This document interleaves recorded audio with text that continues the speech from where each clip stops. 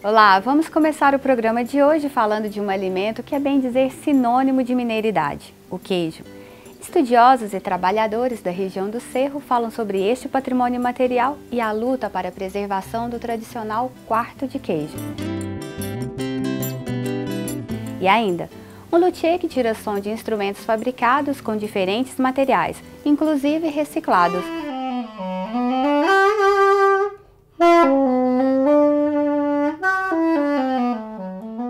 Não saia daí, porque o Triângulo das Gerais está só começando.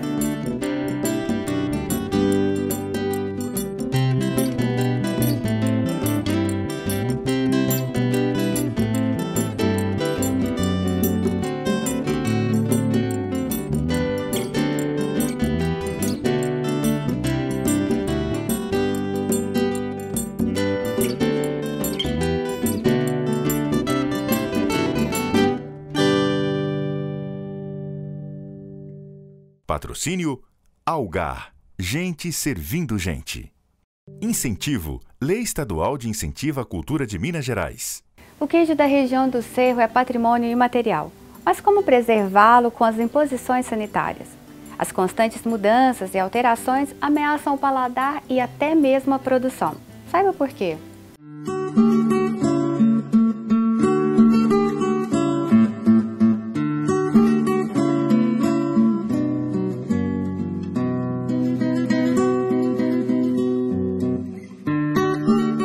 A cidade do Cerro quis fazer o Salão do Queijo, que seria um museu, um espaço multiuso, né, onde estariam os utensílios do queijo, principalmente depois da última legislação em que tira a madeira. Então alguns utensílios a gente viu que estavam sendo vendidos, então era uma forma de preservar a história.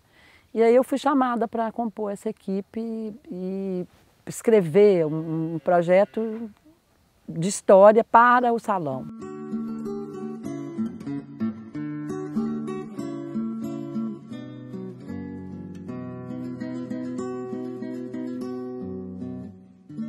Eu me preocupei muito com a questão da questão do patrimônio material que existe. Não só o patrimônio material que o queijo é, mas o patrimônio material, que são esses quartos de queijo. Então, por exemplo, eu achei um único produtor que ainda produz todo o queijo com tudo na madeira. Ele ainda mantém toda a tradição. E encontrei alguns quartos de queijo como eram antigamente, que eles são construídos na madeira, chão batido, mas de uma higiene, de uma limpeza, de um cuidado, que às vezes maiores até do que alguns que já estão até tentando, né, se encaixar dentro da lei. Eles caiam o chão toda semana, sabe? E é todo na madeira. Então eu encontrei algumas ainda que eu acho que são coisas que a gente tem que ver como preservar. Porque o queijo, enquanto patrimônio, ele tem essa história, né? Ele foi reconhecido como patrimônio material pela história que ele tem.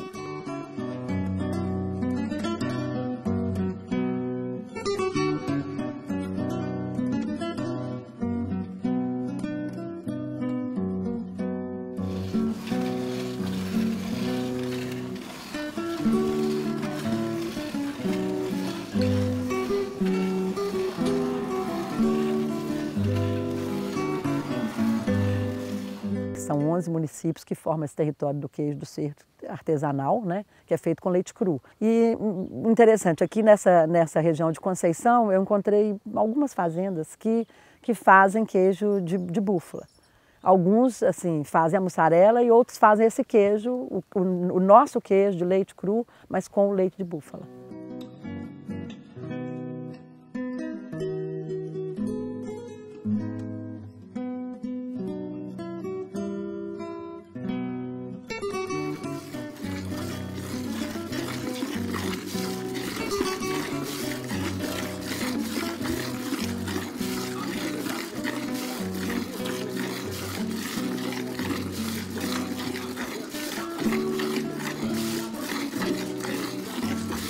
Eu tive em quase 200 fazendas. E esse território ele corresponde na história ao território da comarca do Cerro. A comarca do Cerro Frio era muito maior, mas esse território ele corresponde a uma parte do território da comarca do Cerro Frio, que foi uma comarca criada na região em 1720. O queijo ele veio pelos ilhéus portugueses, né? que vieram para cá no século XVIII ainda.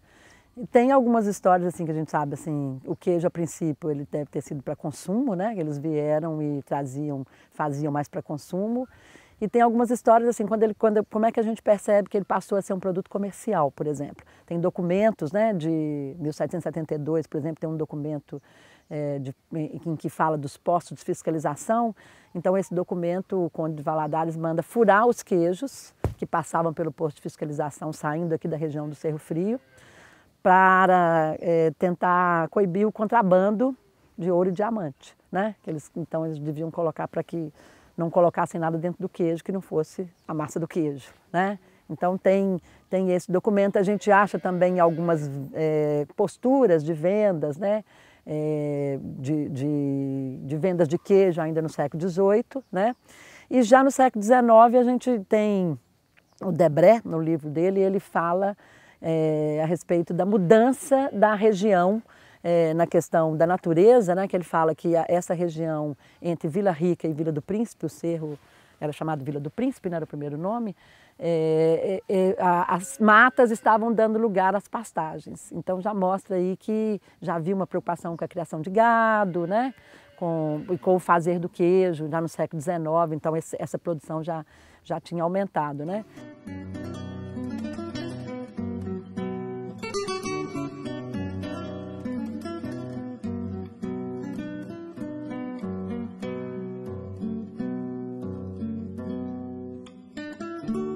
Como então você preservar esse registro diante de uma legislação que fala o contrário, né? Que retira elementos que são essenciais, como a questão da madeira.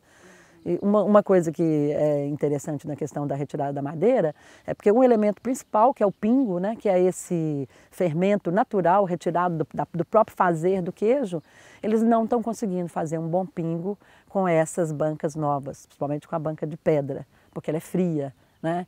Então isso já está gerando assim, um novo fazer de queijo, que eles falam que em vez de usar o pingo, eles usam uma rala. Eles ralam o queijo pronto. É um outro processo, não é o queijo, nossa tradição, porque no registro é o pingo, é um elemento essencial. Então a gente está perdendo isso. O processo da banca de madeira, eu acho que era um processo muito melhor, porque a banca, por ela ser de madeira, as bactérias, mesmo que venha a ter bactéria negativa, mas é mais fácil de higienizar, ela é bem quentinha, então ela dá aquela... não deixa o queijo esfriar, não deixa o queijo amolecer. E eu tive que destruir minhas duas bancas, que eram as bancas grandes, de 2 metros, porque a legislação não aceitou que fosse banca de madeira. Enquanto eu não tirei as bancas de madeira, não certificaram a queijeira. E aí agora estão com novos estudos, com novas pesquisas, querendo voltar às bancas de madeira. Então a gente ficou muito perdido, principalmente eu que sou a primeira a ter certificado, pelo seguinte, que você, na verdade você não sabia o que o pessoal queria. Porque eles queriam mudar um todo, mas eles mesmos não tinham conhecimento do que ia mudar. Eu sou a favor do que venha melhorar. Se é para o melhor, vamos lá. Agora o processo é complicado, porque se você coloca uma banca de madeira nova dentro da queijaria, seus queijos ficam atrapalhados muito tempo por causa do cheiro da madeira. O queijo não pode com cheiro. Aí, até a madeira curtir, ficar uma banca envelhecida, demora muito tempo. E as nossas bancas aqui já eram as bancas bem antigas, entendeu? Mas, se afinal for aprovado isso, por que não, né?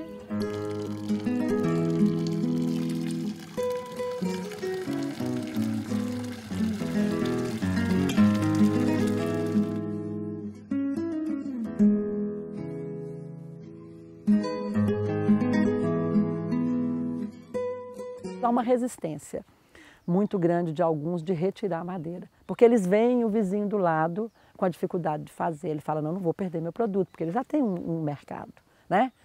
Muitos já têm, têm seus queijos reconhecidos como, não, o queijo de fulano é um bom queijo, né? Então já tem as pessoas que vão comprar o queijo dele, que compram de maneira diferenciada. Então eles não querem perder essa conquista de anos que eles têm, né? Que não é só deles, que foi do pai, foi do avô. Tem que se pegar esse estudo que a Universidade de Viçosa fez, levar a sério, sabe? Trabalhar em cima dele e ver o que ele contém realmente, entendeu? O que ele fala. A professora tem uma professora Célia, que tem esse trabalho. Então eu acho que tem que se pegar esse estudo dela e debruçar sobre ele e ver realmente se a madeira é o vilão, se não é, entendeu? Se essas pedras são alternativas ou não. queijo é um ser vivo, você está trabalhando com um ser vivo ali. Se você entrar dentro da queijaria bem-humorado, o queijo fica ótimo. Se você entrar fedendo, é lógico que vai ficar com cheiro. Se entrar perfumado, vai ficar cheiroso também. Então você trabalha com um ser vivo ali, que na verdade você tem que ter horário, você tem que ter disciplina, você tem que ter higiene.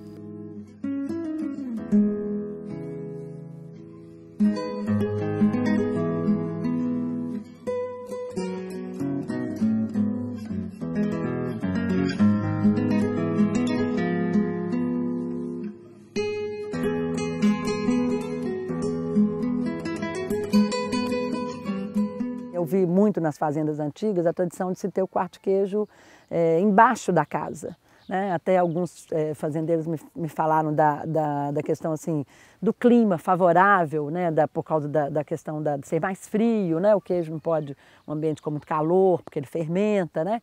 Então, por ser mais frio. Na legislação, é quase que impossível você ter um quarto de queijo embaixo, pelo que eles se propõem, a proposta do quarto de queijo. Então, o que a gente está, um dos problemas que eu senti muito assim, uma das coisas que incomodam muitos os produtores de queijo, é justamente isso, sabe? Como assim, quer dizer, aquele fazer que eles tinham com uma sabedoria que eles aprenderam com pais, com os avós, né? E que neles, né, tinham essa preocupação em onde está o quarto de queijo, né?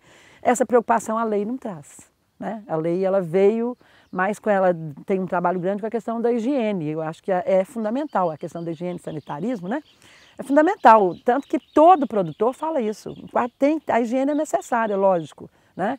E hoje eu sou uma das felizadas, há 2 anos atrás que eu fui sou hoje certificada pelo seguinte, não é fácil o processo. Então, assim, você começar e chegar no final, eu falo que hoje eu posso falar que eu consegui colocar a bandeira no topo, porque não é fácil. São muitos produtores que começaram, desistiram, parou. Vai chegar a hora de todos ter que dar uma alavancada, de ter que realmente certificar, porque não vai poder ficar assim. Mas desistiram, e eu não desisti, consegui chegar. E hoje eu estou vendo esse reconheço. Meu queijo pode participar de concurso, eu posso vender para outros estados. Agora foi liberado até para fora do Brasil. Isso para a gente é uma satisfação muito grande.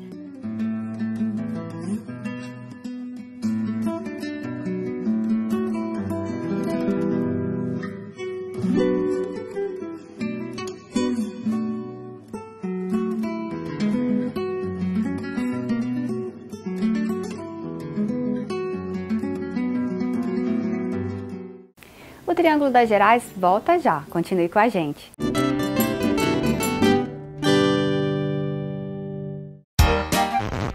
Ih, bateu aquela fome e não tem o que comer? Chegou em Uberlândia o aplicativo NetCook. Tem os melhores restaurantes na palma da sua mão. Acesse saiforafome.com.br e baixe o aplicativo para o seu celular. NetCook! Não adianta inventar. Para vender de verdade, já sabe, né? NetSabe, o melhor portal comercial da sua região. Busca rápida, conteúdo de qualidade e confiável, com mapas, rotas e você ainda busca de qualquer lugar com os aplicativos para smartphone e tablets. Acesse, anuncie netsabe.com.br. NetSabe, bem melhor aparecer aqui. Bem melhor.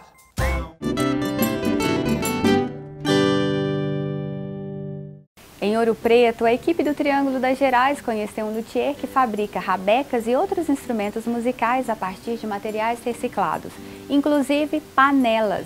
Confira. Olá, nós vamos conhecer o luthier que, além de fabricar vários instrumentos, trabalha com materiais reciclados, o senhor Raimundo Ferreira. Senhor Raimundo, qual que é a profissão do senhor? Eu trabalho com reforma de móveis, né?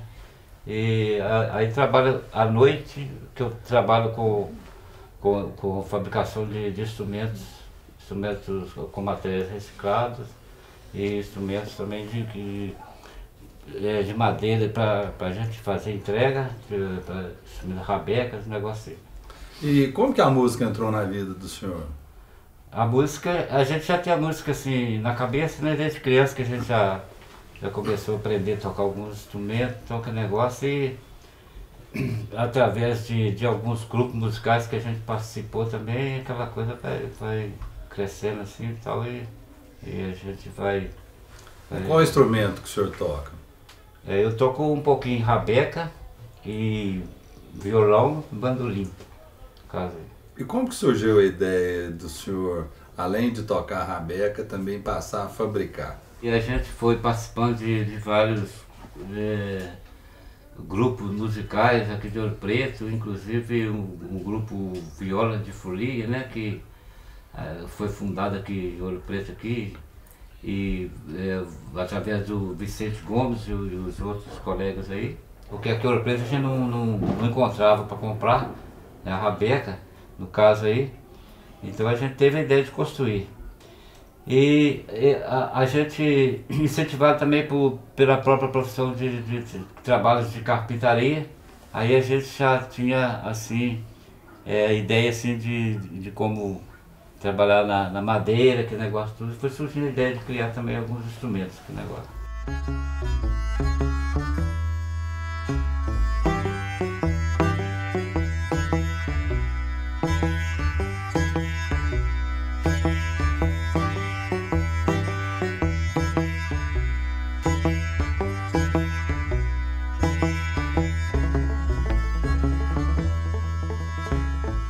Agora aqui tem um violino que transformou em rabeca, no caso, né?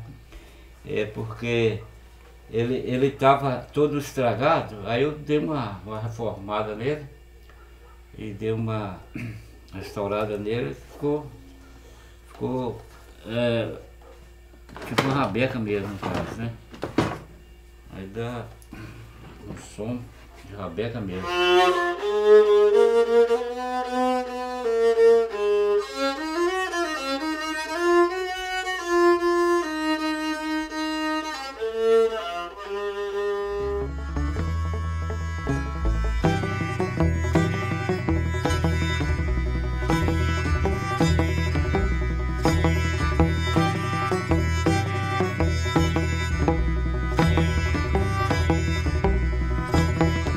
E a ideia de usar aí produto reciclado, cano, lata? Porque é justamente assim, a gente às vezes fica com coisa sobrando, material sobrando, que a gente pega e joga fora, e na hora que você observa assim, a gente vê que é útil, e a gente tendo aquela coisa ligada de música na cabeça, de instrumento, a gente pega e já tem uma ideia assim de construir alguma coisa com aquilo ali, né, no caso aí. Mostra para nós aí alguns desses instrumentos. Igual, por exemplo, de PVC, no caso, né, tem uns instrumentos assim, né, que a gente já aproveitou aqui, aqui tubos de PVC, peças de clarinetas, né, estragadas, que a gente aproveitou para fazer aqui. E aí deu esse instrumento assim, um pouquinho parecido com saxofone, o som é parecido com saxofone, né? Saxofone reto. Mas vamos ver o som aí.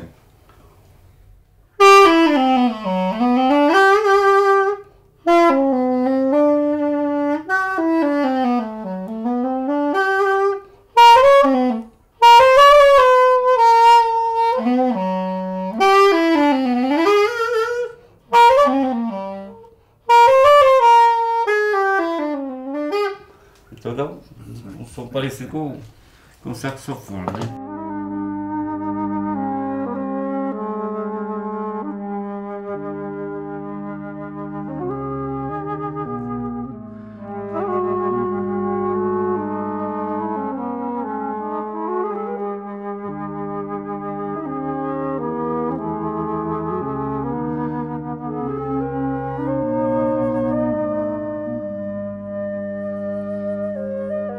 O senhor joga alguma coisa fora, seu Raimundo? Joga alguma coisa fora no papel, que não tem jeito de fazer nada com ele mesmo, joga fora. Vamos, se tiver fazer jeito de fazer alguma coisa, a gente vai guardando. E esses instrumentos aqui? Agora tem esse aqui também é um de PVC, né? Tipo, instrumento de palheta de PVC, então, né? Uma brincadeirinha também.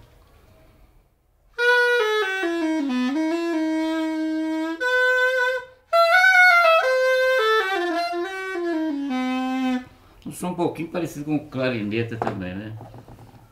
Esse aqui no caso também aproveitando também coisa para jogar fora, né?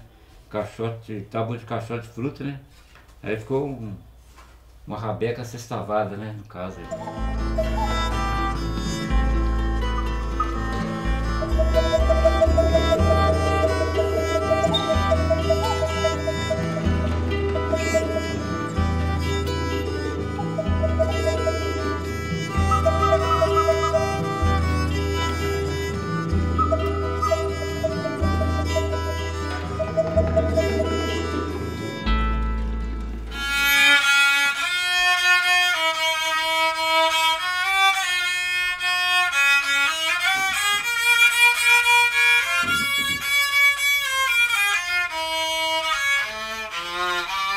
Só para ter ideia do som, mais ou menos, né?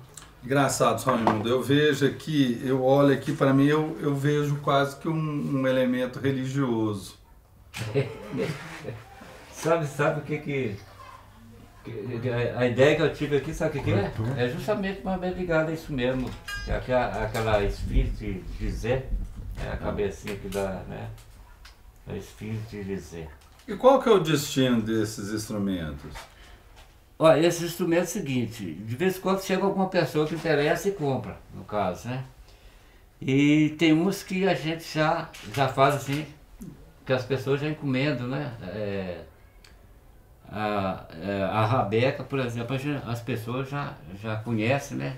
Já viram e tal, e já encomendam, no caso, né? E esse aqui? Esse aqui é tipo uma marimba, né? Mas de cano PVC embaixo aqui embaixo os tubos, a parte acústica aqui é de tubo PVC também, no caso, né? Tubo PVC. Então ela não está com a varetinha apropriada para tocar não, mas dá para ter ideia do som mais ou menos, né? Aí o som fica melhor com a varetinha apropriada para ela, no caso, né?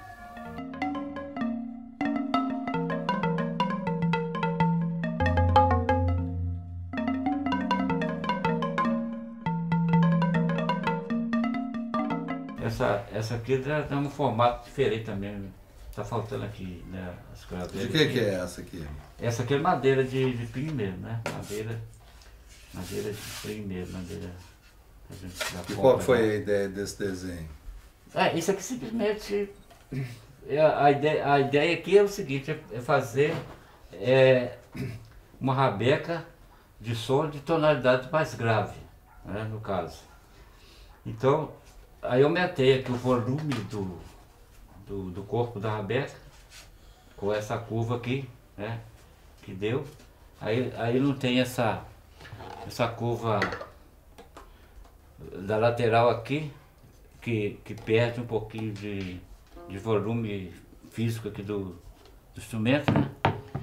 E realmente ela dá um som mais grave. Ela não está com as cordas aqui no momento, né? Mas ela dá um som bem mais grave do que essa outra aqui, com a facilidade para som mais grave, né? No caso. E onde que o senhor estudou música? Música é o seguinte, música eu estudei assim, tive aula com alguns professores, né? Uns tempos atrás aí, e a maior parte do que eu aprendi de música mesmo foi assim, sozinho mesmo, assim, através de pesquisa, de métodos de música, né? Negócio de métodos de instrumento, que negócio. São Raimundo, eu queria, para terminar, que o senhor tocasse o violino, mas eu queria esse violino daquela madeira de lata. De lata aqui, né? A panela?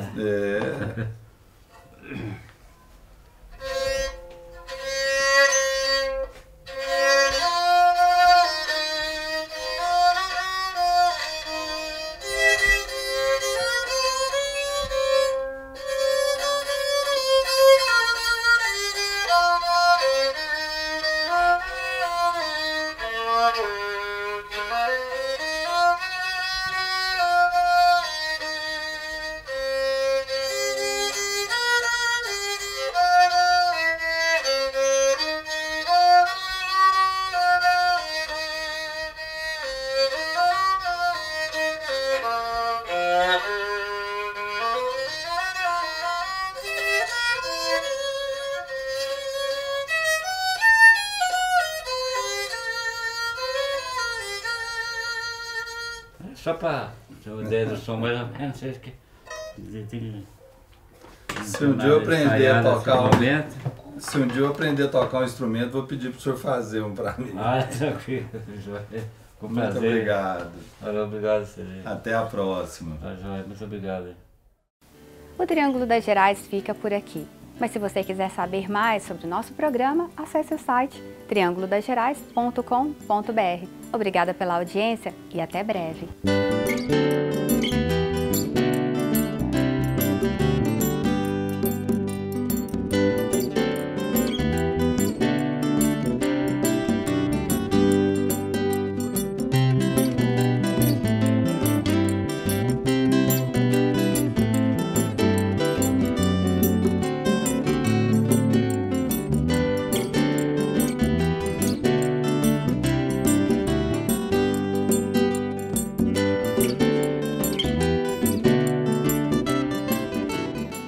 Patrocínio Algar. Gente servindo gente.